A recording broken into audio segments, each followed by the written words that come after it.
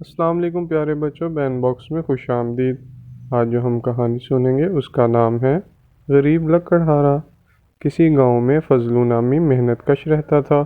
وہ روز مزدوری کی تلاش میں گھر سے نکلتا تھا، جو کبھی مل جاتی اور کبھی اسے خالی ہاتھ ہی واپس آنا پڑتا۔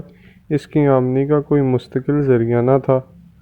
دن بھر محنت مشقت کے بعد اسے جو اجرت ملتی وہ اس کے اہل خانہ کا پیٹ پالنے میں ہی صرف ہو جاتی، جس کے بعد پھر خالی ہاتھ ہو جاتا۔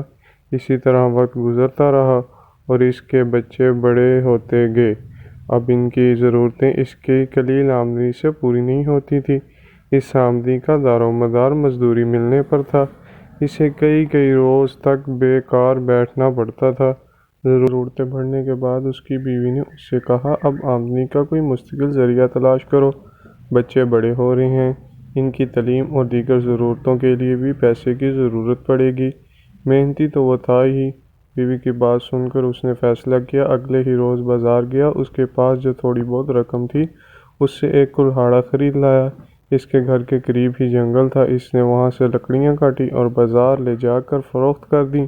اس سے اچھی خاصی آمدنی ہوئی۔ یہ اس کی زندگی کا پہلا دن تھا جب اس نے اور اس کی بیوی بچوں نے پیٹ بھر کر کھانا کھایا۔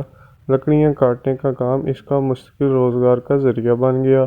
اس سے حاصل ہونے والی آمدنی سے گھریلو حالات بہتر ہونے لگے۔ وہ کوشش کرتا تھا کہ روز زیادہ سے زیادہ لکڑیاں کاٹے تاکہ ان کی فروخت سے زیادہ پیسے آئیں، لیکن چند ماہ بعد اس کا استعداد کار میں کمی آنے لگی۔ اس کے کلہاڑے سے اتنی لکڑیاں نہیں کٹ پاتی تھیں جتنی ابتدائی دنوں میں کاٹتا تھا۔ اس صورتحال سے اس کی روزانہ کی آمدنی بھی متاثر ہونے لگی اور اس کے گھریلو حالات پھر سے بدتر ہونے لگے۔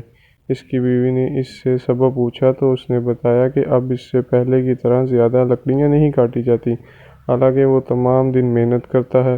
کلہاڑا درخت پر پہلے کی طرح نہیں چلتا، جس کی وجہ سے اس کی لکڑیاں کاٹنے میں دشواری کا سامنا ہوتا ہے۔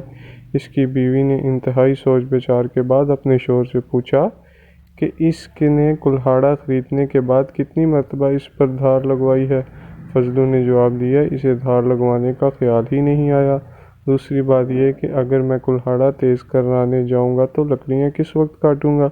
اس پر بیوی بولی، اگر کلہاڑے کو دھار لگوانے میں تھوڑا سا وقت صرف کر دو تو اس کی کارکردگی میں اضافہ ہونے کے بعد کم وقت میں زیادہ لکڑیاں کاٹ لو گے اور تمہیں مشقت بھی نہیں کرنی پڑے گی۔ فضلو کی سمجھ میں بیوی کی بات آ گئی۔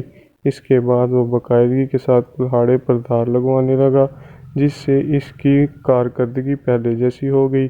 اس کے گھریلو حالات پھر سے بہتر ہونے لگے۔